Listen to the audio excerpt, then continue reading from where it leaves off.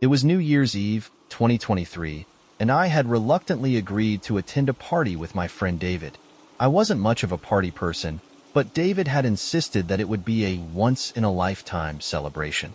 The location was unique, a sprawling, century-old mansion on the outskirts of Seattle, rumored to have a long history of ghostly activity. The house belonged to an eccentric millionaire named Martin Caldwell, who apparently loved hosting lavish, themed events. The invitation had been cryptic, promising a night of mystery and indulgence, with a strict, come prepared for the unexpected dress code. Despite my reservations, the allure of the mansion and David's relentless persuasion convinced me to go. We arrived at the mansion around 9 p.m. The house was enormous, its Gothic architecture looming against the backdrop of the starless night. The driveway was packed with cars, and dozens of people dressed in elaborate outfits milled about. The front lawn was decorated with string lights and ice sculptures, giving it an ethereal glow. Inside, the party was in full swing. The grand foyer was adorned with chandeliers and garlands, and a string quartet played hauntingly beautiful music. Waitstaff in vintage attire moved through the crowd, offering champagne and hors d'oeuvres. Despite the festive atmosphere, I couldn't shake a strange feeling of unease. It was as if the house itself was watching us. David was in his element, mingling and cracking jokes with strangers. I, on the other hand, found myself drawn to the quieter corners of the mansion. I wandered through the rooms, marveling at the antique furniture and faded portraits that seemed to follow me with their eyes. The further I ventured, the less lively the atmosphere became. The laughter and music faded into the distance, replaced by the soft creaks and groans of the old house. In one of the hallways, I noticed a door slightly ajar. Curiosity got the better of me, and I pushed it open to find a small library. The room was dimly lit, with floor-to-ceiling shelves filled with dusty books. A single armchair sat in the center, facing a cold, unlit fireplace. On the mantel, an old clock ticked softly, its hands frozen at 11:58. I stepped inside, the air thick with the scent of aged paper and mildew. As I ran my fingers along the spines of the books, I heard the door creak shut behind me. Spinning around, I saw no one there. My pulse quickened. "David!" I called out, but my voice sounded small and hollow. Then I saw it, a shadow moving across the far wall. It was fleeting, but unmistakable. I wasn't alone. "Hello?" I said, trying to keep my voice steady. There was no response, just the faint sound of the clock ticking again, even though its hands hadn't moved. I backed toward the door, my hand fumbling for the knob. Just as I turned it, the lights in the room flickered and went out completely. Panic set in. I pushed the door open and stumbled back into the hallway, which was now eerily silent. The once vibrant party seemed to have vanished. The air felt colder, and the dim light from the chandeliers cast long, distorted shadows on the walls. I retraced my steps, calling out for David, but there was no sign of him or anyone else. It was as if the house had swallowed them whole. My footsteps echoed unnaturally, making it feel like someone was following me. I glanced over my shoulder repeatedly, but the hallway was empty. Finally, I reached the grand foyer, only to find it completely deserted. The chandeliers swayed slightly, as if stirred by an unseen breeze. My heart pounded as I looked out the front windows. The cars were gone, and the lawn was dark. Even the ice sculptures had melted away, leaving only puddles in the grass. "David!" I shouted, my voice cracking. The only reply was the faint sound of footsteps coming from the second floor. Against my better judgment, I climbed the grand staircase. Each step groaned under my weight, and the air grew heavier with every step. At the top, the footsteps led me to a large, closed door. A faint light seeped out from underneath it. I hesitated, every instinct screaming at me to turn back, but something compelled me to open the door.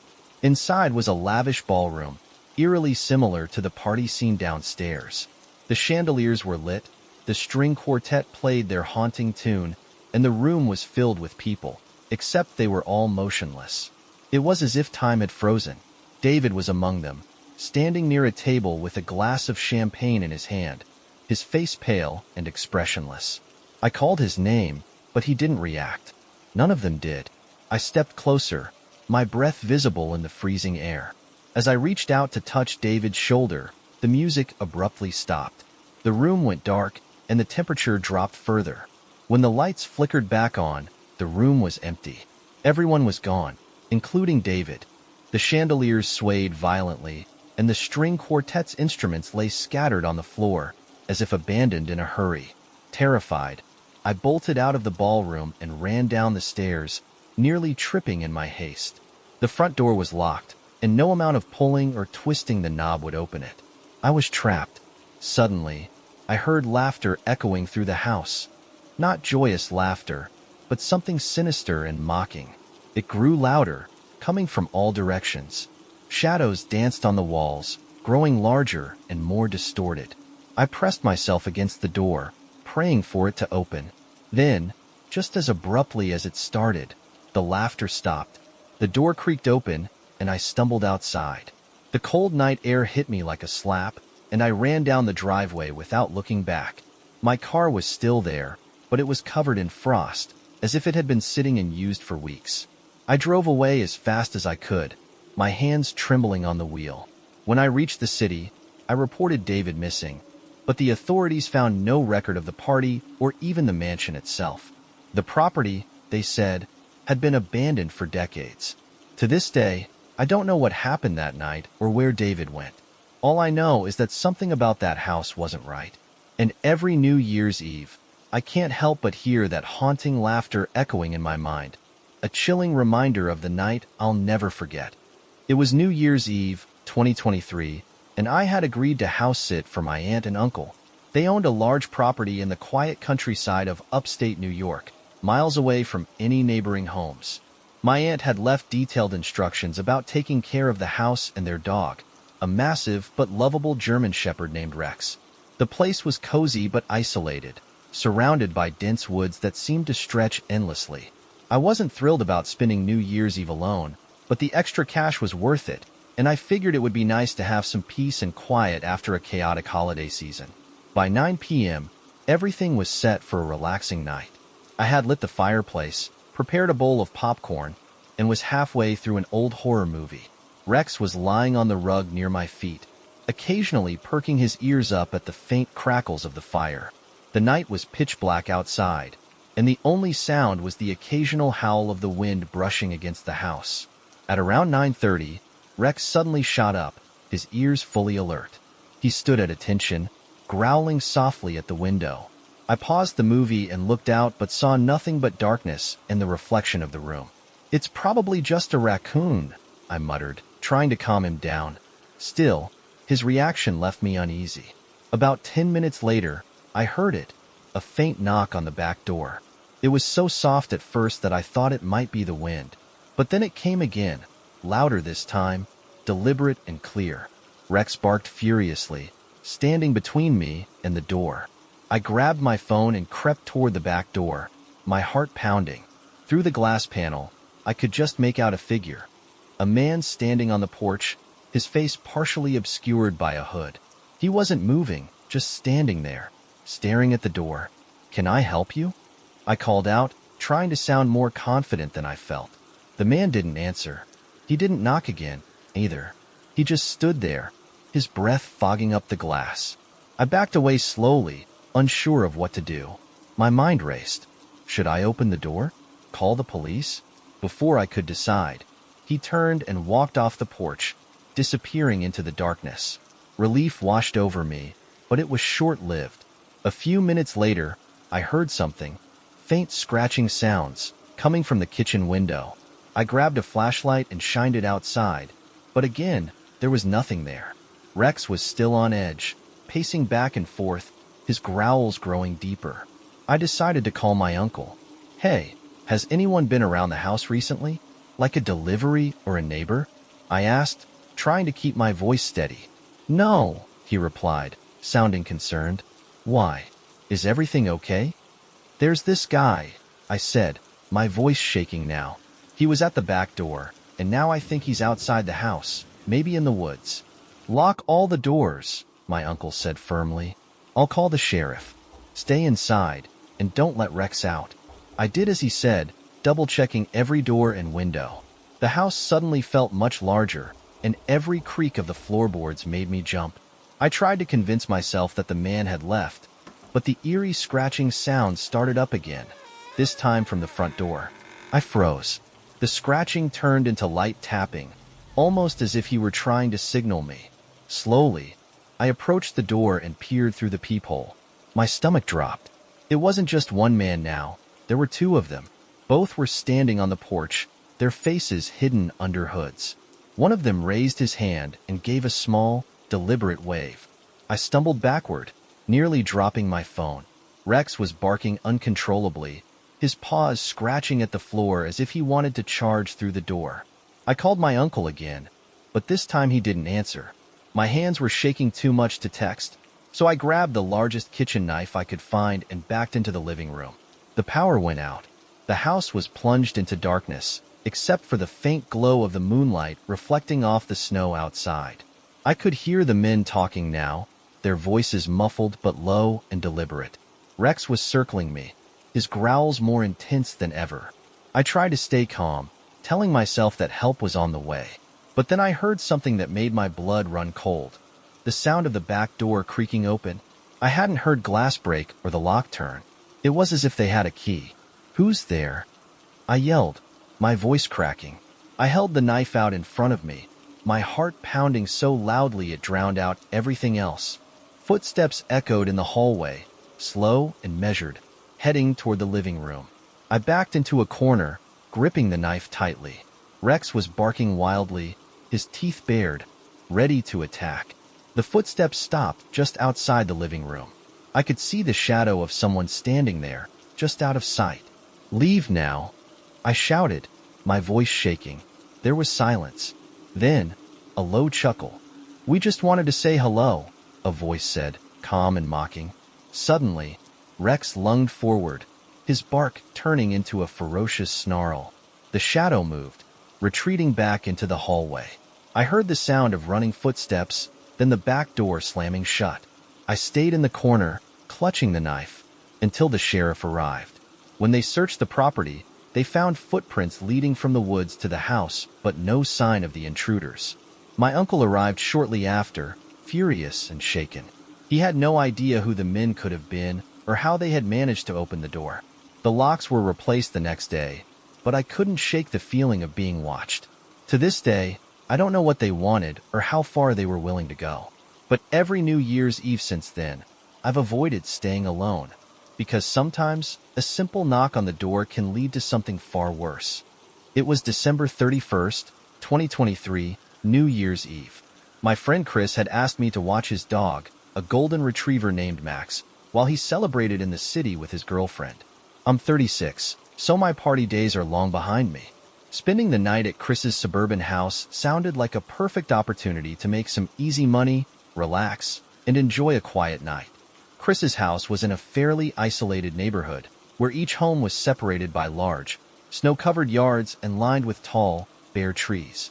It was the kind of place that felt peaceful during the day but oddly eerie at night, especially in the winter when the cold silence seemed to stretch on forever.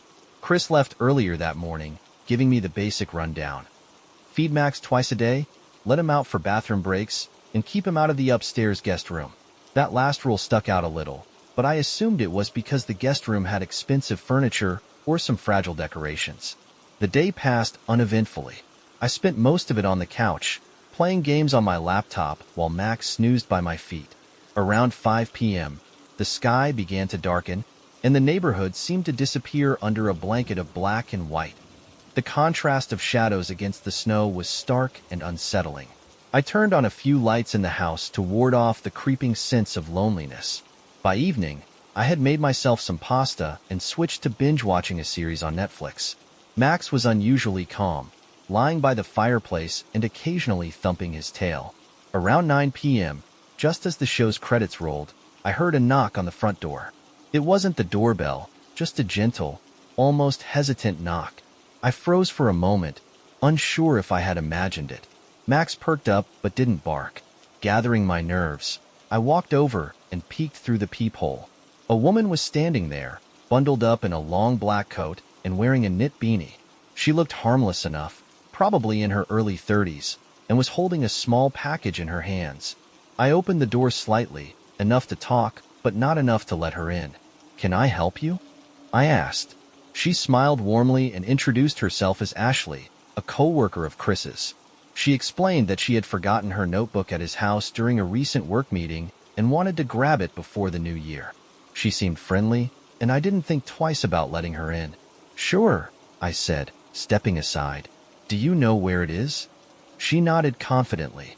"Upstairs. I left it in the guest room." The guest room. I remembered Chris's odd warning to keep Max out of that room, but didn't want to seem suspicious. "Okay, just let me know if you need help," I called after her as she headed up the stairs. I went back to the living room, assuming she'd only take a minute. 10 minutes passed, then 15. I started to feel uneasy. The house was silent except for the faint creaks of floorboards above me. Max had moved closer to my feet, his ears twitching occasionally. Finally, Ashley came back down, still holding the same package she had arrived with. She wasn't carrying a notebook or anything else. Her coat was buttoned up tightly, and her demeanor seemed off. "Did you find what you were looking for?" I asked casually, masking the growing discomfort in my voice. She paused, giving me a strange smile that didn't reach her eyes. "Not exactly, but I've got what I need." Without waiting for a response, she walked out and shut the door behind her. The interaction left me unsettled. Something about her tone, her smile, it all felt wrong. I texted Chris immediately, "Hey, Ashley stopped by to grab something. She said she forgot her notebook?" His reply came almost instantly, "Who the hell is Ashley?" My stomach dropped. I called Chris, stammering as I explained what had happened. He was just as confused as I was. "I don't know anyone named Ashley," he said. "Are you sure she wasn't trying to rob the place? Check upstairs. Make sure nothing's missing." My hands were trembling as I climbed the stairs. The guest room door was slightly ajar, and a cold draft hit me as I pushed it open. At first glance, nothing seemed out of place. But then I noticed the closet door. It was wide open, and several of Chris's shirts and jackets were scattered on the floor. In the corner of the closet sat an old lockbox, empty, with its lid thrown open. "Chris, the lockbox is empty," I said, panic rising in my voice. "What was in here?" "Spare house keys," he muttered. "Damn it. I told you to keep an eye on that room." I felt sick. She must have taken the keys. Should I call the cops? I asked, but Chris interrupted me. "Wait, check the rest of the house first. Make sure she didn't leave anything weird." Reluctantly, I went back to the guest room for a more thorough search. That's when I noticed it, a small, crumpled note on the nightstand. In messy handwriting, it read, "See you soon." My blood ran cold. I grabbed Max and locked myself in the living room, clutching a kitchen knife. Chris called the police from the city, and I waited anxiously for what felt like hours. Every creak of the house made my heart race.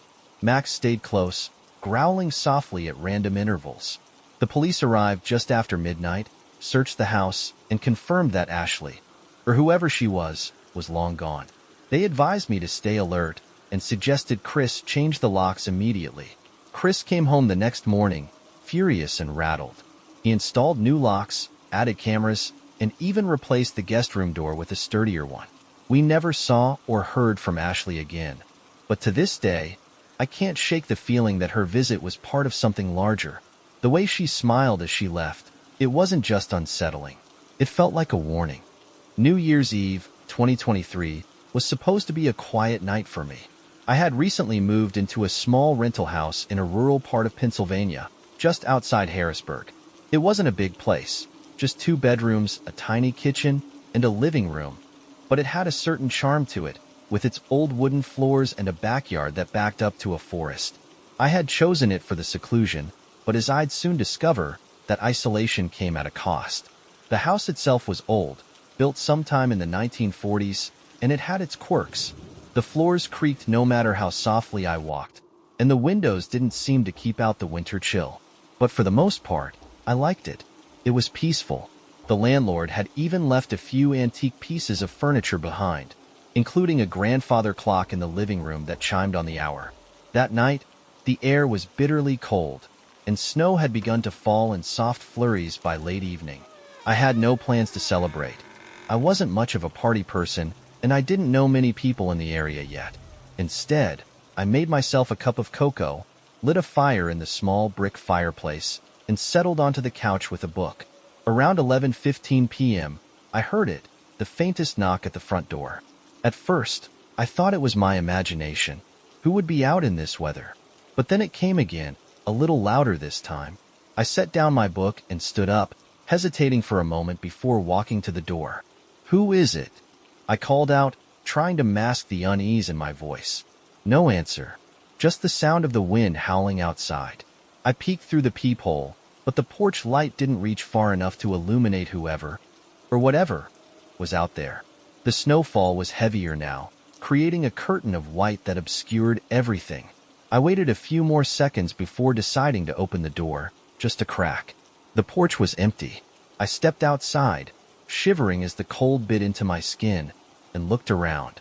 The snow was undisturbed, no footprints, no sign of anyone. I chalked it up to a tree branch, or maybe even a bird hitting the door, though something about it still didn't sit right with me. I went back inside, locking the door behind me, and returned to the couch. But before I could pick up my book again, I noticed something strange. The grandfather clock in the living room had stopped. Its hands were frozen at exactly 11:18 p.m. I stared at it, a chill creeping down my spine. The clock had been working perfectly earlier in the evening. I walked over to inspect it, but everything seemed fine. Still, the hands refused to move. Shrugging it off as a coincidence, I sat back down, though I couldn't shake the feeling that something was off. At 11:30 p.m., the knock came again, louder this time. My heart raced as I stood up, every instinct telling me not to answer it. "Who's there?" I shouted, but again, there was no reply. I grabbed my phone and turned on the flashlight, walking cautiously to the door. This time, I didn't open it. Instead, I looked out through the small side window, trying to see the porch from another angle. What I saw made my stomach drop. A figure stood at the edge of the forest, just beyond the backyard. It was hard to make out through the falling snow, but they were tall and wearing some sort of dark, heavy coat. They weren't moving, just standing there, facing the house, watching. I stepped back, my breath catching in my throat. I turned off the light, hoping they hadn't seen me, and stood frozen in the darkness. Minutes passed, but the figure didn't move. They stayed rooted to the spot like a statue. At 11:45 p.m., I heard something from the back of the house, a soft thud, like something hitting the side of the building, then another. I ran to the kitchen window, but by the time I got there, the sound had stopped. I looked out, but all I could see was the falling snow and the faint outline of trees. I was starting to panic. I grabbed a knife from the kitchen drawer and my phone, debating whether to call the police. What would I even tell them? That someone might be outside my house, but I wasn't sure? At 11:50 p.m., the power went out. The sudden darkness was suffocating. The only light came from the faint glow of the snow outside. I tried to calm my breathing, clutching the knife tightly as I moved back toward the living room. The fire in the fireplace had burned low, casting flickering shadows across the walls. And then I heard it, the unmistakable sound of footsteps inside the house. They were slow, deliberate, and they were coming from the hallway that led to the bedrooms. I froze, my mind racing. I hadn't heard anyone break in, but someone was definitely there. I gripped the knife, my palms sweating, and crept toward the hallway. The footsteps stopped. I held my breath, straining to hear anything, but the house was silent again. I debated making a run for the front door, but the thought of stepping out into the snow with that figure still out there made my blood run cold.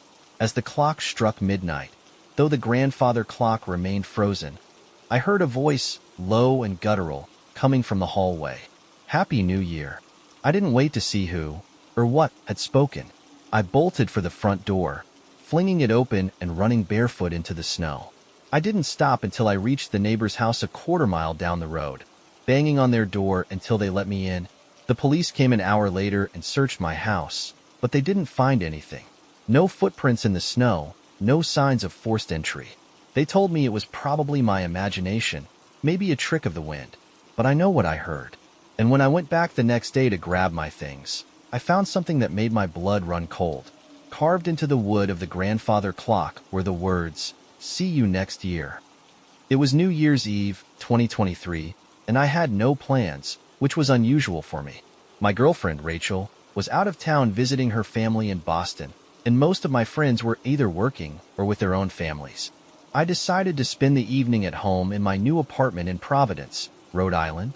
I'd only moved in 2 weeks ago, and with boxes still scattered everywhere, I figured I could use the quiet night to get some unpacking done.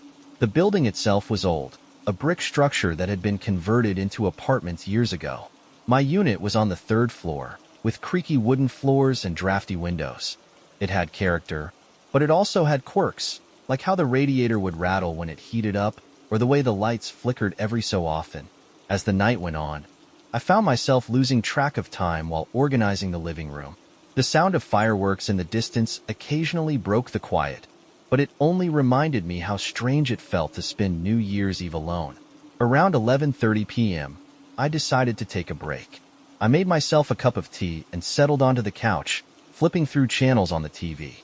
That's when I noticed something strange. The ceiling light in the hallway outside my apartment flickered on and off.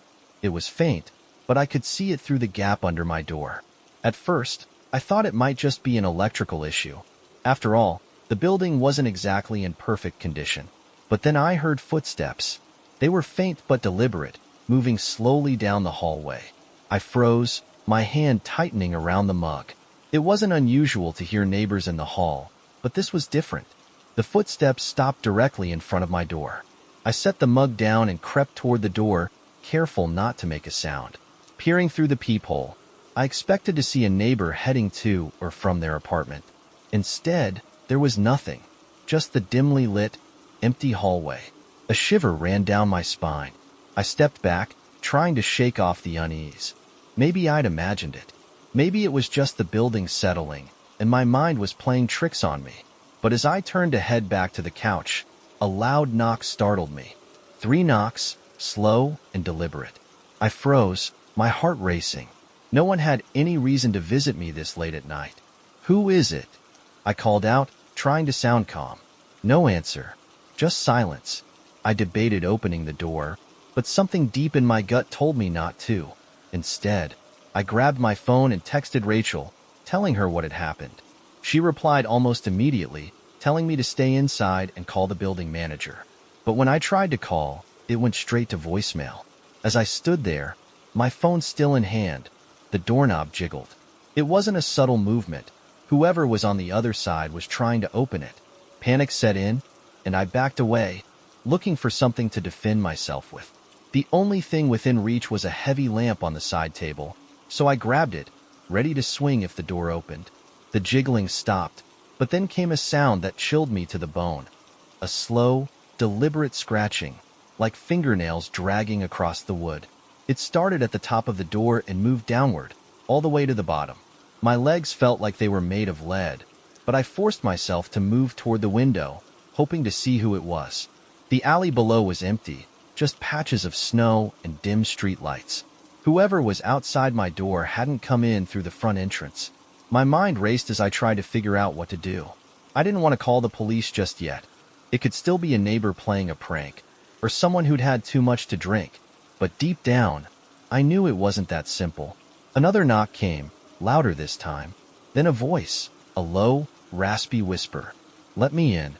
I felt my stomach drop. The voice was distorted, almost inhuman.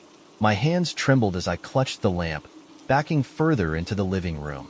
"Go away," I shouted, but the voice repeated, "Let me in." The lights flickered, and for a moment, the room was plunged into darkness. When they came back on, the knocking had stopped. I listened, my ears straining for any sound, but the hallway was silent again. I spent the next hour sitting on the couch, staring at the door, the lamp still in my hands. Midnight came and went, and I barely noticed the distant sound of fireworks. I didn't dare move until the first light of dawn began to filter through the window. When I finally mustered the courage to check the hallway, it was empty. But the door had deep scratches running from top to bottom, as if someone, or something, had clawed at it. My stomach turned as I realized I hadn't imagined it.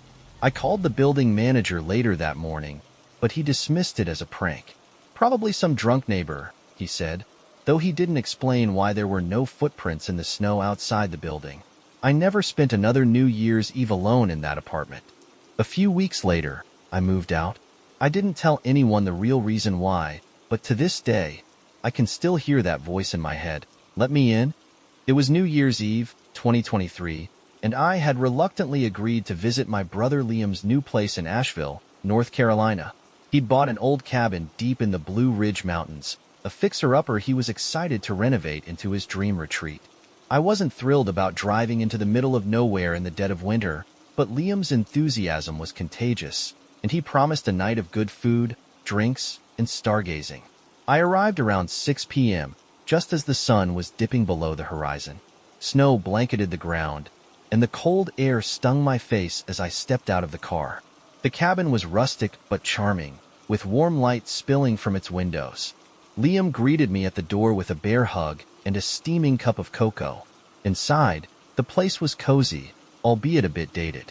A crackling fire in the stone fireplace cast flickering shadows across the walls, and the faint scent of pine lingered in the air. Liam showed me around, proudly pointing out his half-finished renovations. The kitchen had been modernized, but the living room still had its original wood paneling, and the upstairs bedrooms were a work in progress.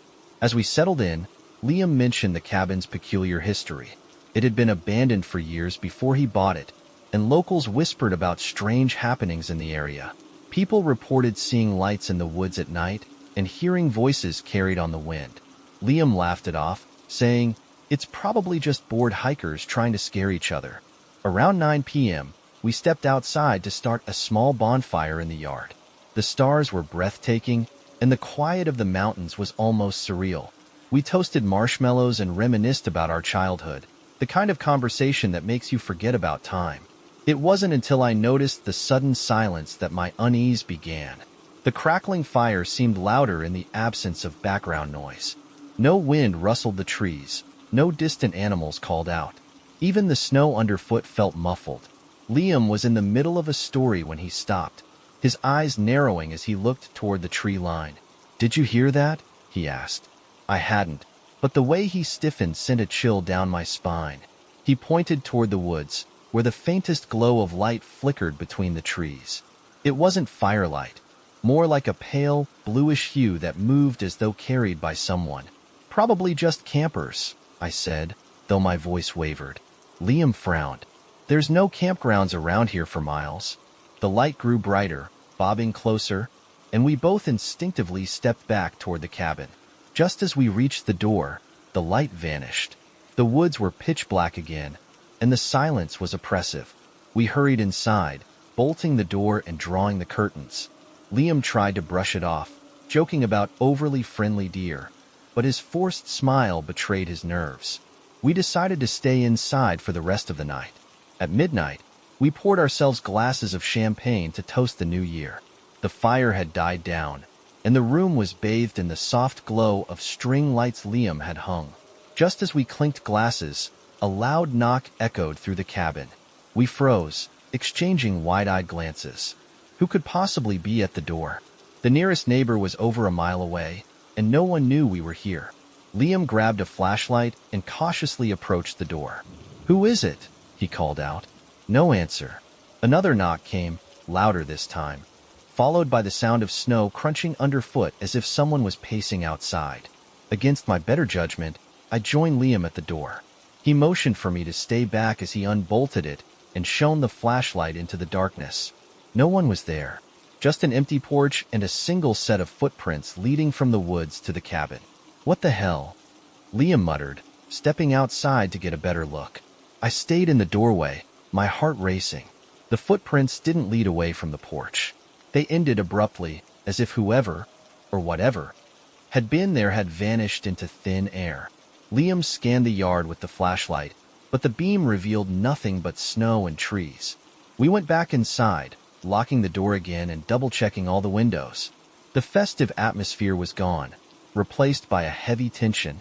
Liam suggested we sleep in shifts, just in case. Around 3 a.m., it was my turn to stay awake. I sat by the fire, the faint crackling the only sound in the cabin. Liam had dozed off on the couch, his face half buried in a blanket. That's when I heard it, a faint tapping on the window behind me. My blood ran cold as I slowly turned to look. There was nothing there, just the reflection of the room in the glass. But the tapping continued, rhythmic and deliberate. I woke Liam, whispering urgently. He grabbed a poker from the fireplace and motioned for me to stay behind him. We moved cautiously toward the window, but as we got closer, the tapping stopped. The silence that followed was even more unnerving. Suddenly, a loud crash came from upstairs, like something heavy being thrown against the wall. We both jumped, and Liam handed me the flashlight before grabbing a second poker. Together, we crept up the staircase, every step creaking ominously. At the top, the hallway was dark and cold, the air feeling thick and oppressive. The door to one of the bedrooms was slightly ajar, and a faint light flickered inside. My stomach churned as Liam pushed the door open. The room was empty, but the window was wide open, snow piling on the sill. A single object lay in the center of the floor, a small, wooden carving of a figure cloaked in a hood. It was crude but unmistakably human-shaped. "What the hell is that?" I whispered. Liam didn't answer. He picked up the carving, his face pale. "This wasn't here before," he said. "We didn't sleep for the rest of the night."